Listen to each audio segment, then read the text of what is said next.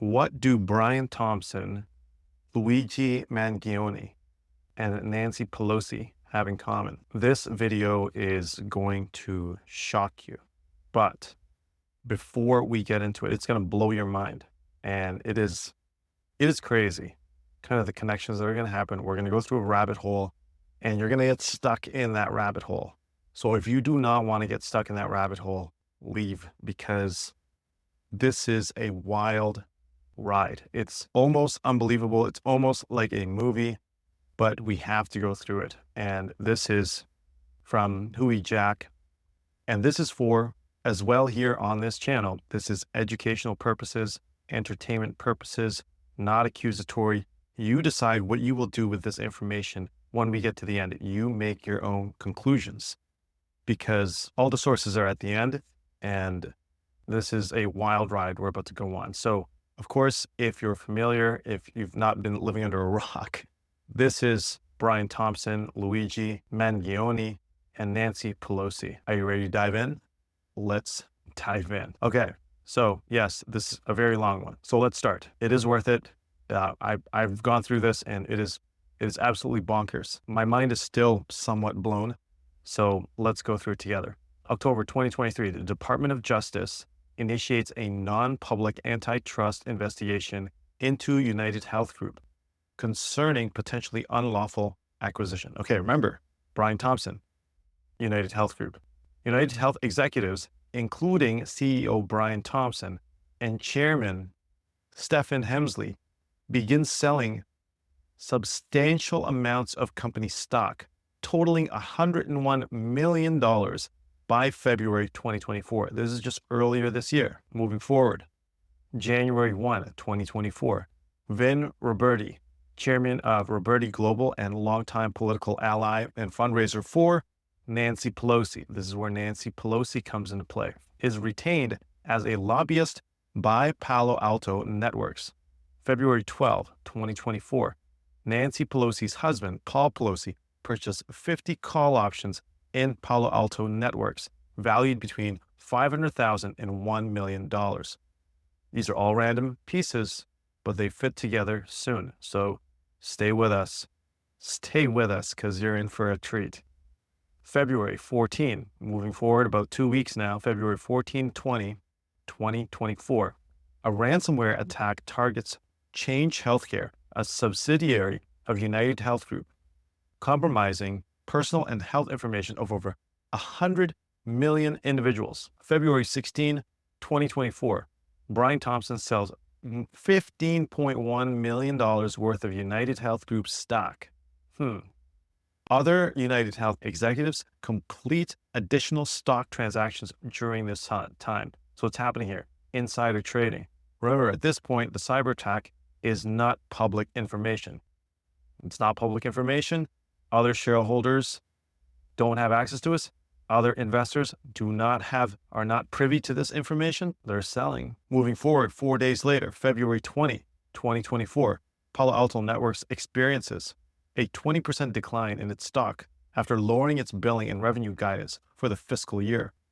February 21, 2024, Paul Pelosi acquires an additional 20 call options in Palo Alto Networks, valued between $100,000 and $250,000. UnitedHealth Group publicly discloses the Change Healthcare breach. Still, no public info on Palo Alto and United. Still nobody knows. Paul Pelosi, Nancy Pelosi's husband, making call options. Our favorite stock trader strikes again. February 26, 2024. The Pelosi family's transaction in Palo Alto Networks are publicly disclosed. March 14, 2024. UnitedHealth Group publicly announces its collaboration with Palo Alto Networks in response to the cyber attacks on Change Healthcare. Whoa. Okay. Interesting. Coincidence? Maybe, maybe not. Palo Alto Networks Unit 42 team and its attack surface monitoring ASM tools are deployed to enhance cybersecurity and restore operations. So that's interesting. Buy some stock. All of a sudden, 1 month later, wow, they get this huge bid. They get this huge gig. March 19th, 2024. Reports highlight Vin Roberti's lobbying role for Palo Alto Networks and his longstanding relationship with Nancy Pelosi. May 2024, The Hollywood. Florida's Firefighters Pension Fund files a lawsuit against UnitedHealth executives, including Brian Thompson, alleging fraud and insider trading related to stock sales prior to the DOJ investigation becoming public. June 2024, the U.S. Securities and Exchange Commission, SEC, implements new rules requiring companies to disclose material cybersecurity incidents within 4 business days. July 2024, a bipartisan group of U.S. senators agrees on proposed legislation to ban stock trading by members of Congress, aiming to address potential conflicts of interest. Conflicts of interest. Yes, of course. October 2024. Now we're not at Luigi yet, right? But we're going to get to Luigi. October 2024. Tim McKnight is appointed Chief Information Security Officer, CISO of UnitedHealth Group to enhance the company's cybersecurity measures following the breach. Moving on. Now this is where Luigi starts to peek in.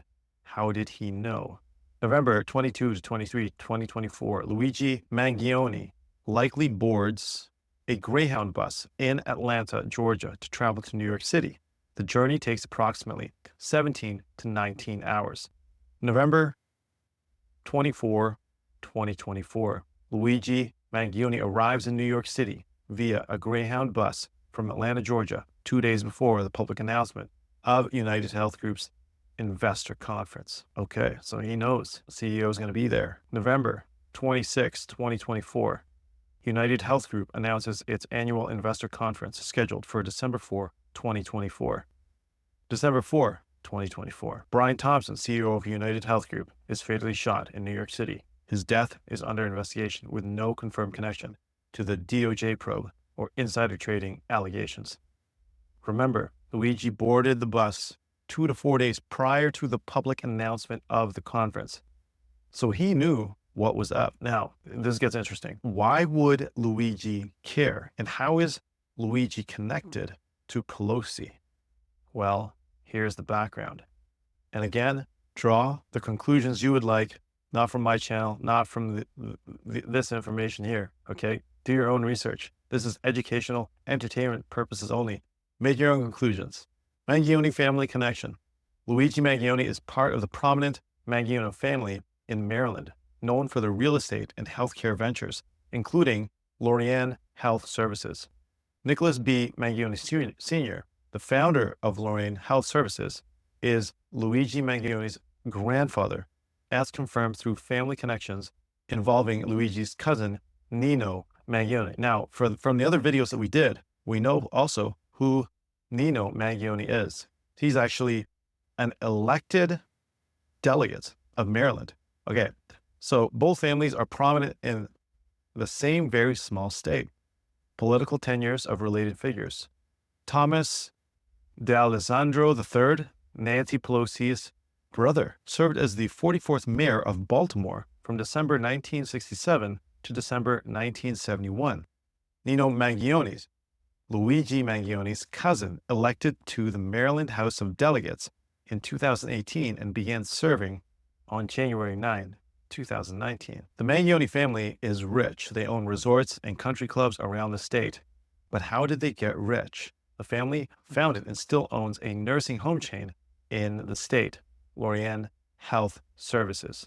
Lorian Health Services websites update. The About Lorian page on Lorian Health Services websites previously included a tribute to the founding Mangione family, highlighting their role in establishing the organization in 1977. But recently, the page updated to remove direct references to the Mangione family, focusing instead on the organization's history, service, and community impact. The exact date of this update is not currently known, but has been verified using the Wayback Machine for comparison. So if you guys know the Wayback Machine, where it looks up websites and before updates, are these nursing homes taking good care of the patients? These guys are slick. They run these nursing homes under shell companies that absorb all the lawsuits. So ask these people. Legal cases involving Lorian Health Services. Now, as someone who is aware and knows people who works in old age homes and nursing homes like that, it can get very tough. There's patients there with Alzheimer's, there's patients there with dementia, there's patients there, losing their minds. That's why they're there. That's why they're not staying with their families. That's why they're sent to a home. And it can be very difficult. And so a lot of lawsuits can come out of that because people are getting hurt. Either the patients are getting hurt, the nurses are getting hurt, the PSWs are getting hurt, people are getting hurt, doctors are getting hurt. And so a lot of lawsuits can arise from this, especially if you own a chain of them and you're regularly dealing with people with Alzheimer's, dementia, etc. Legal cases involving Lorient Health Services, April 9, 2021.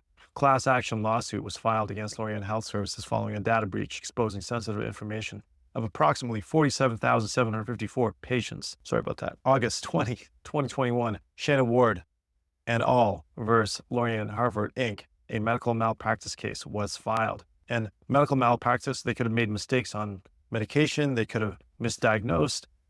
So many things can happen to that. November 2021, Hedwig Sleeka and al. Lorient Harvard, Inc., another medical malpractice case initiated.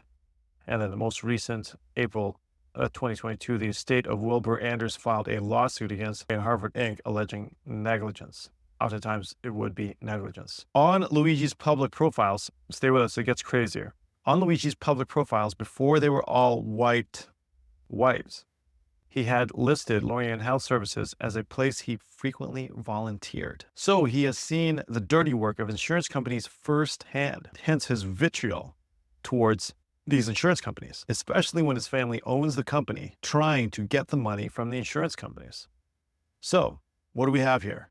We have a CEO, Brian Thompson, under the microscope for insider trading, a frequent suspicious stock trader senator, and a disgruntled rich kid that happens to be from the same area as the senator and owns a nursing home. Interesting. Very interesting. No hard facts, no accusations, but traceable lines. How did Luigi know about the conference? He came prepared. Unless dude got all his gear in NYC after traveling there by bus with a fake ID. I asked ChatGPT for fun. This is what it said. Focus on option 3. Theoretically, Luigi could have known about the United Group investor conference before his public announcement through various means. Insider information, corporate leaks. 2, cybersecurity breach, hacking or data leaks. 3, lobbyist or industry insider. Luigi might have gained knowledge of the conference through industry insiders or lobbyists working with UnitedHealth Group.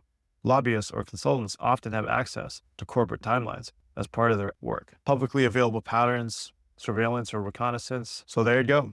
It is a wild, wild story in the wild, wild west of what is happening. What do you think? Let us know in the comments down below. If you have additional information, please comment down below. Let us know. We'd love to hear from you. We are going to continue covering this case. It is very interesting. It is something that a lot of people are interested in.